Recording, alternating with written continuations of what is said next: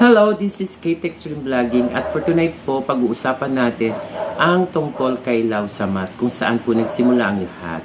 Una sa lahat, ito po ay disclaimer at pinangalap po natin ang balita doon po kay Kuya Sadik at kay Istorya ni Juan.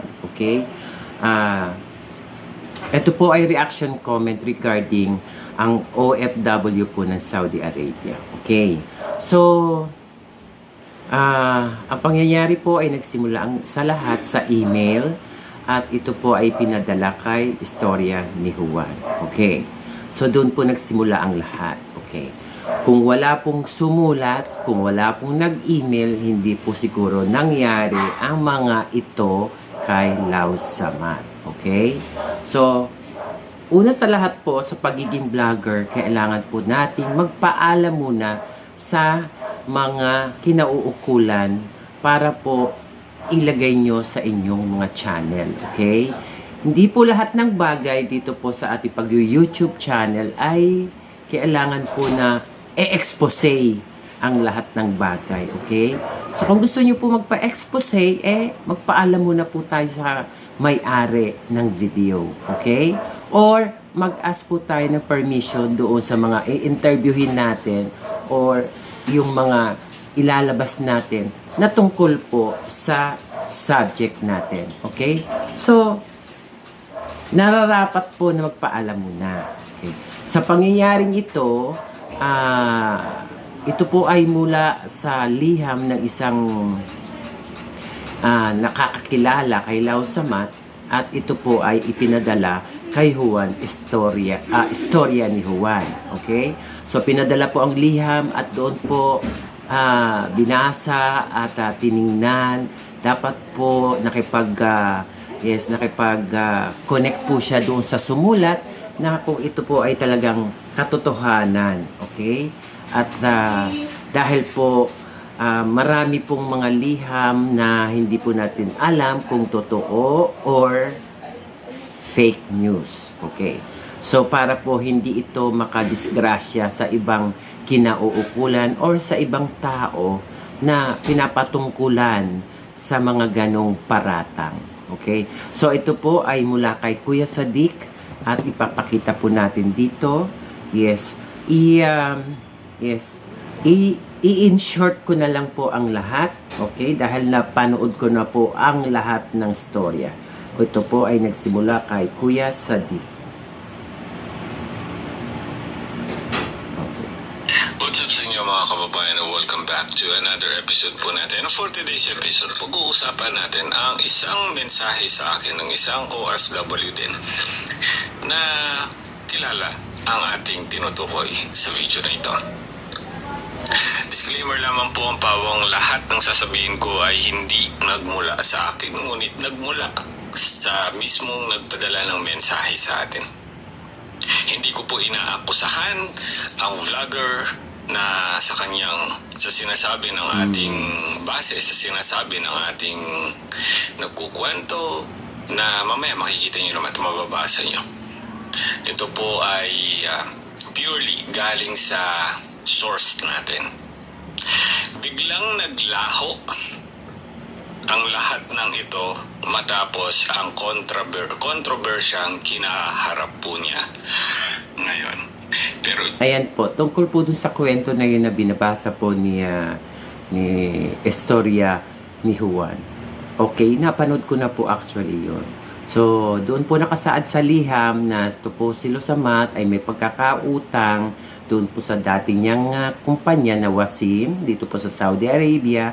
At para po bayaran niya, siya po ay nag-loan. To make it short the story po, dahil masyadong mahaba po ang ating tinatalakay na ito pong kay Lau Samat. Okay? To make it the story short. So, yun nga po, may pagkakautang na 100,000. Okay? At sinasabi doon sa liham na siya po ay nagtrabaho sa labas or part-time job. At ito po ay kinukuha doon po sa mga nagbebenta po ng bulaklak, kung tawagin po ay traders. Okay? So, habang siya po ay nagtatrabaho sa pagkapurista niya, may mga tanggap po ang kanilang shop at ginagawa niya po sa labas yun. Ang katotohanan, ay ang accountant po ang may hawak ng ATM at hindi po siya ang bumibili ng bulaklak. Siya lang po ang naglilista ng mga bulaklak na kailangan niya po doon sa events. Pero yung pag-order po ay hindi siya, kundi po yung mga nasa accounting. Okay. So, sinasabi doon sa liham na siya raw ay nagkautang doon sa Wasim at lumipat sa ibang kumpanya at binayaran ng another company ang 45,000 para po sa kanyang pagkakautang doon po sa Wasim. Okay, naroon na tayo. Alright. So, itong liham na to ay nagmula po sa isang vlogger na taga Saudi Arabia. At ito pong vlogger na to ay isang babae. Okay? So, hindi na po natin papangalanan kung sino po itong vlogger na to. Okay? Sa kanya po nagsimula ang liham. Okay? Yan. So, sa panunood ko po ng mga video kay Alvin Alves, kay Lau Samat, kay dito po kay Kuya Sadiq, kay Juan TV or Istorya ni Juan. Yes, ang punot dulo po ay ang liham. So wala po tayong dapat sisihin, hindi po natin dapat sisihin dito si Juan, Istorya ni Juan, okay? Dahil siya lang po ay nakatanggap ng nakatanggap ng email mula po sa kanyang email inbox, okay? So binasa lang naman po niya ang liham na ito na nagmula po sa vlogger, okay? So ngayon natunton ni Lau Samat kung sino talaga ang kanyang kalaban na nagbigay ng liham, okay? Hindi po niya sinisisi si Juan, istorya ni Juan, okay? So ngayon po, at ito po ay, siya po ay namatay nitong June. Rest and peace, Lau Samat, hopefully. Yes po, at hindi po ang katotohanan niyan, hindi po ang pagpapakamatay ang solusyon po ng iyong problema, kundi harapin ang katotohanan, harapin kung anuman ang problema natin sa pagiging OFW. Okay? Isa rin po akong OFW for 28 years. Yes, galing ng Qatar, galing ng Dubai. Marami rin po akong dinaanan sa aking pagiging OFW. Pero, ganun pa man, lahat po yun ay aking hinarap. Kahit po first time natin haharapin. Pero, kailangan po nating harapin dahil po tayo lang ang makakatulong sa ating sarili. Okay? Marami po sa OFW na nagkakaroon ng problema po sa ibang bansa. Pero, hindi po nila alam ang kanilang gagawin. Isang eksperyensado sa pagiging OFW. Okay? At doon lang po nila malalaman kung ano po ang nararapat nilang gawin sa kanilang problema. Okay? Doon po sa nakikita kong problema ni Lau Samat is madali lang po lahat yun. Kundi wala po tayong dapat gawin doon, Lau Samat. Kundi harapin mo lang. Hindi mo pwedeng takbuhan or takasan ang isang problema. Kailangan humarap ka. Yes. Sa nakikita ko, sa iyong TikTok account, nakikita ko po na ikaw ay funny. Yes. Pero deep inside pala, ikaw ay napaka-soft. Ito namang vlogger, nag-post sa YouTube na hindi man lang nagpaalam doon sa may-ari ng istorya, di ba? So, okay, nandun na yun. Wala na tayong magagawa, nandun na yun. Wala tayong magagawa doon, kundi pag umuwi ka sa Pilipinas at saka mo siya ilagay to sa hukuman, sa paninirang puri, or sa English po, libel. Okay? So, hanggat nandiyan ka sa ibang bansa, hindi ka makakagawa ng mga sa sinabi ng nanay mo na gusto mo siyang kasuhan. Yes, hindi mo pa magagawa yan unless kung ikaw mismo ang magkakaso. At ano ba sa palagay nyo? Ang pagkakaso ba ay ganun lang kadali? Hindi. Yun po ay mahabang proseso.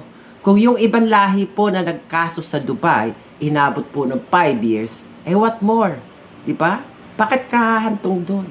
Ang pinakamagandang gawin mo ay harapin mo yung tao or vlogger na nag-expose sa'yo. Okay? Na gusto atang makilala, ma-viral ang kanyang channel. Well, hindi po natin masisisi ang mga vlogger. Kasi po ang mga vlogger ay nangangalap lang po ng mga balita. Or this is true or fake. Okay? Marami po rito sa Pilipinas na nagbabalita ng mga fake news. Okay?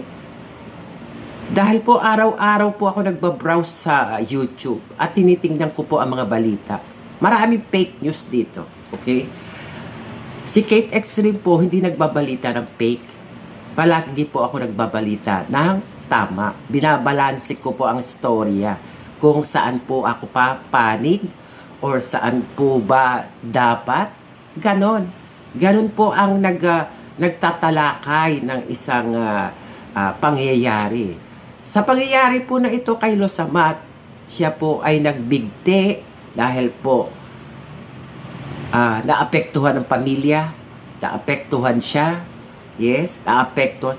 Ako, nangyari na sa akin yan sa Dubai. Pero, ano ang ginawa ko? Instead maapektuhan ako sa paligid ko, na which is, teka lang. Ang sinasabi ko palagi sa sarili ko, hindi ako pinanganak na kasama ko sila. Okay? So, wala akong pakialam sa kanila. Ganon. Dapat ganon ka. Hindi ka nakikinig sa mga kung ano man ang sabihin ng mga basher mo. Okay? So, nakakatuwa ang mga pangyayari po. Yung kanyang TikTok account sa nakikita po dahil naiibigan siya ng mga Saudi people, okay, na mga lokal. Dahil ginagawa niya po yung mga lokal na magbihis babae bilang magpapatawa, lalaki, whatsoever. Bawal po yan sa amin sa Dubai. Po yan pwede. Hindi po namin pwedeng i-disguise ang mga Arabo at Araba. Bawal po yan sa Dubai. Bawal po ang pagdi-disguise sa kanila. Bawal po kunan sila ng video. Yes. Dahil po sa Dubai, about public people po, hindi po yan kinukunan. Bawal po yan doon. Pinagbabawal po yan sa Dubai. Okay? Kaya po ang mga TikTok account namin, kung makikita ninyo, maobserbahan ninyo, hindi namin dinidisguise ang mga Arabic people. Okay? So, alam po namin ang limitasyon namin. Okay? So, itong problema na kay Lausamat, yes po, isang babae po ang naglabas niyang storya na yan. Siya po ang nag-email na yan at hindi na po natin papangalanan ang babaeng vlogger. Okay? So, hindi po natin dapat sisihin si Juan TV. Okay? Or istorya ni Juan. Okay? Istorya ni Juan Official. Okay. Hindi dapat natin sisihin siya dahil siya ay nagbasa lang po. Okay. Hindi po rin natin pwedeng sisihin siya dahil hindi rin naman po natin matutukoy na siya po ang pinagsimulan ng lahat. Okay. Ang pinagsimulan ng lahat ay yung isa pong nagpadala ng email. Kundi ito po ay isang babaeng Pilipina na taga Saudi Arabia na kunwaring nag-email kay Juan, istorya ni Juan. You can say na ito pong si Lausamat ay famous sa TikTok. Yeah? Got how many? Basta malaki. Okay? So, kilala siya. Kilala siya sa Jeddah. Tapos lumipat sa Riyadh. Yes? Kilala siya. Dahil sa mga ginagawa niyang funny jokes na ginagamit niya or dinidisguise niya, mga Araba at Arabo. Yes? At nakikiget along sa mga Arabo. Okay. Nandun na tayo. Ang Dubai po ay open city but meron po kaming mga limitasyon sa Dubai. Bawal po sa amin yan. Bawal po kunan ang mga aksidente. Bawal po kunan ang mga insidente. Bawal po kunan ang mga nasusunog or bawal po kunan ang mga ikasisira po na United Arab Emirates. Okay? So, OFW din po ako, kaya alam ko po yung mga pangyayari na nangyayari kay Lausamat. Dahil po, Marami po ako nakitang mga co-OFW doon po sa Qatar na may mga problema po, mas malala sa kanila. Okay? At ako po ay inobserbahan ko po lahat yon at nakita ko po roon, talagang kung kaya hindi po kayo matibay, talagang matatakot po kayo. Dahil first time nyo lang po ito ma-experience, okay? Or dadaanan. Kaya po nagkakaroon tayo ng PDOS, okay? Pre-Departure Orientation Service, okay? Meron to, kasi ito po ay paalala sa mga OFW kung ano po ang iyong gagawin kapag nag-arise po ang problema sa iyo sa ibang bansa. Ngayon, kung yung ibang mga OFW po hindi po dumaan sa PDOS, di wala po silang nalalaman, di ba? Yung mga OFW po na lumalabas ng bansa na hindi dumadaan sa PDOS, problema na ninyo yan. Kasi hindi po kayo dumaan sa PDOS. Okay. Ayan. Ngayon po, mahirap ang pagiging OFW. Kailangan nyo pong maging matibay, malakas, matalino. Dahil po sa lahat ng problema na dadaanan nyo ay dapat alam nyo ang solusyon. Okay? Ayan po. Condolence and rest in peace to Losamat at sa kanyang pamilya. Kate Extreme Vlogging is saying my deepest sympathy to the family of Lau Samat. Okay. So, ipagpatuloy po natin. At to make it the story short lang po, okay? At ito po ay ginagawa natin ng reaction comment sa pagiging OFW po natin ng 28 years. Yes. So, napag-alaman po natin na si Lau Samat ay 32 years old at belong to the LGBTQ. At yes po, isa pong florista. Katulad po ng aking trabaho. Kami po ay florista. Okay? Meron pong mga binasa si istorya ni Juan doon na mga hindi na po dapat basahin. Okay? Medyo ano po ito? X. Okay? So, masyado pong censored yung mga binasa niya na hindi maganda. Dapat yung mga ganong censored, hindi niya na binabasa yun. Yes. Kasi censored yun, alam naman po ng marami kung ano po ang trabaho at ano po ang ginagawa ng mga LGBTQ sa iba't ibang bansa. Alam nyo na yun guys and girls, right? Yes. Marami po sa mga LGBTQ na gano'n. Okay? Ako lang po ang nag-iisang LGBTQ na hindi po gumagawa ng gano'n. Okay? Bawal po yun. Hindi po kayo tatagal sa bansa kung ginagawa nyo po yun. Dahil afterwards, after 2, 3, 5 years po, sigurado may HIV na kayo. Okay? So, hindi po pwede tayo doon. Okay? So, tayo po ay 28 years physically fit.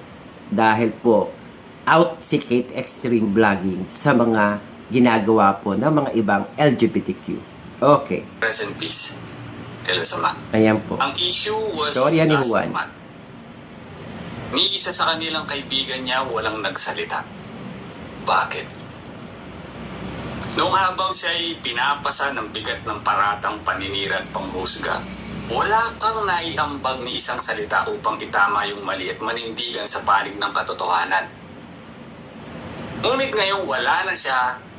Ngayon hindi na siya makapagsalita upang ipagtanggol yung sarili niya. Bigla kang naging mapanisip.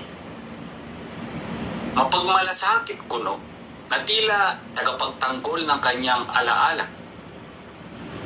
Nakakalungkot isipin na ang ilan sa atin ay pumipili lamang magsalita kapag wala na yung panahon magbago ang takbo ng storya. Ang mga ganitong vlogger, kung tunay na malasakit ang pag-uusapan, hindi na susukat sa haba ng mensahe mo sa burol, kundi sa tapang na manindigan ng panahon ng panggigipit.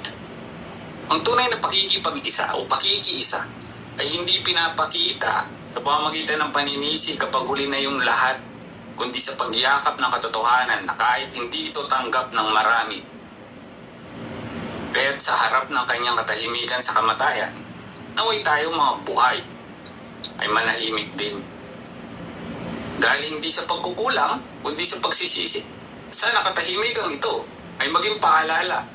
May panahon ang paninindigan. At kapag pinalampas mo yun, Wala ka ng karapatang umasta bilang tagapagtanggol ng alaala at ng taong minsan mo nang piniling binaliwala. Binaliwala niyo siya.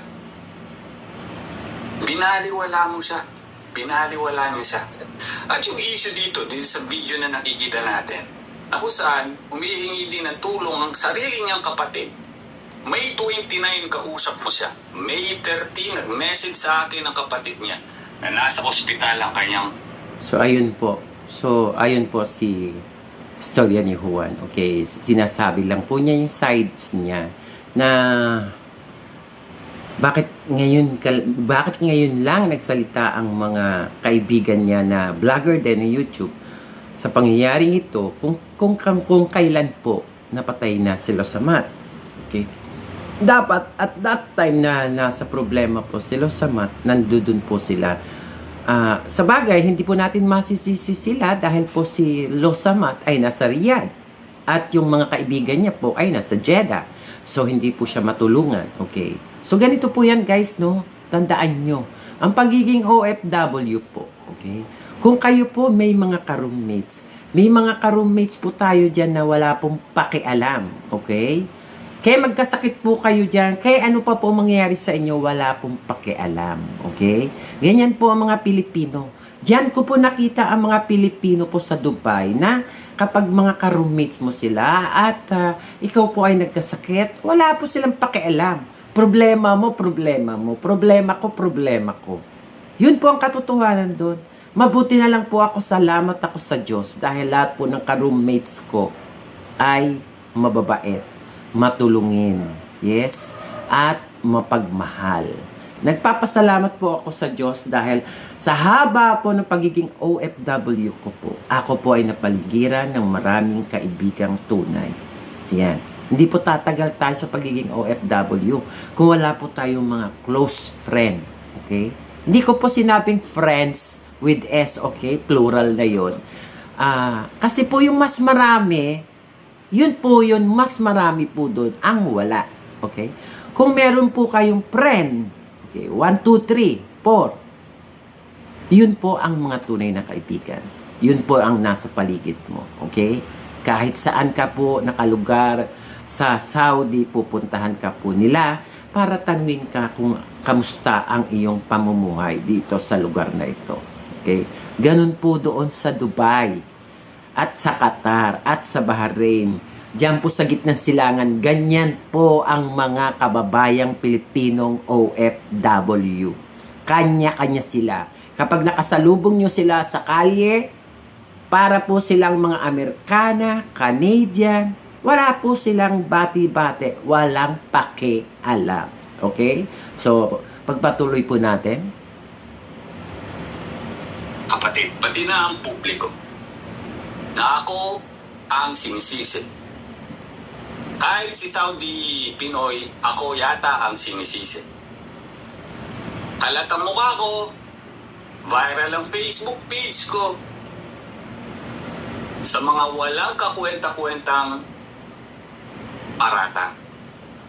Nais ko iparating sa inyo ang taus-puso kong pakikiramay sa pamilya at mahal niya sa buhay.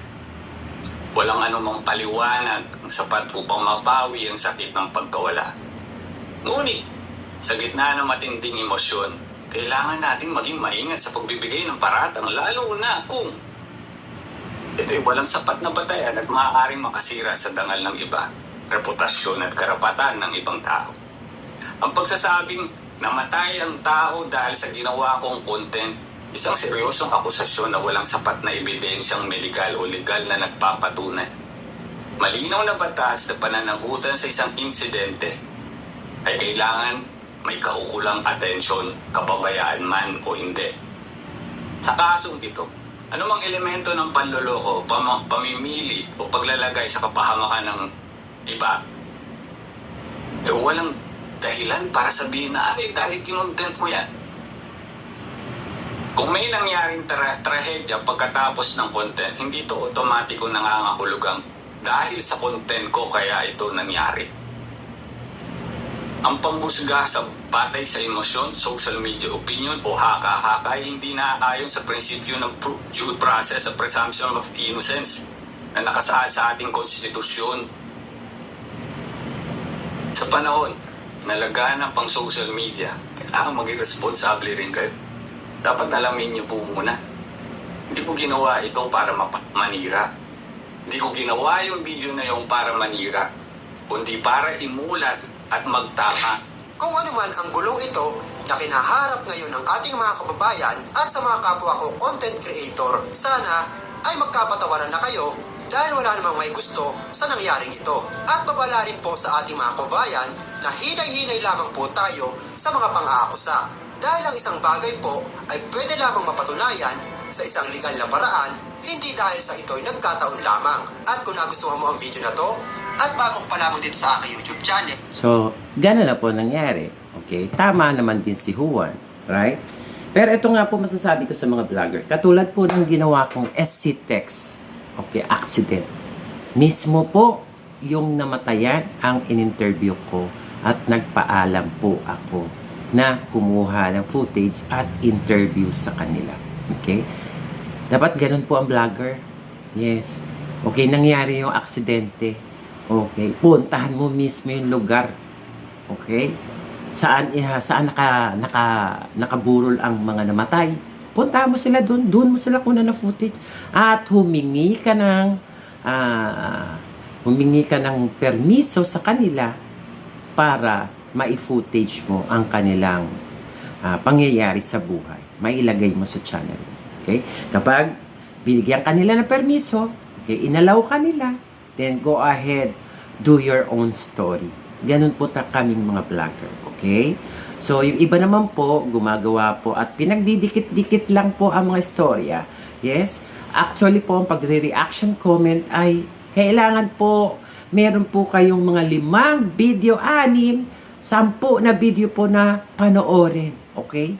At obserbahan nyo po kung ano po ang tunay na pangyayari hanggang sa dulo para po balita nyo po ng tama ang pamamahayag ay balanse. Yes po, kailangan po balansehin ang pamamahayag. Okay? Dapat po, ang lahat po ng pamamahayag ay may katotohanan at hindi po ito fake news. Okay?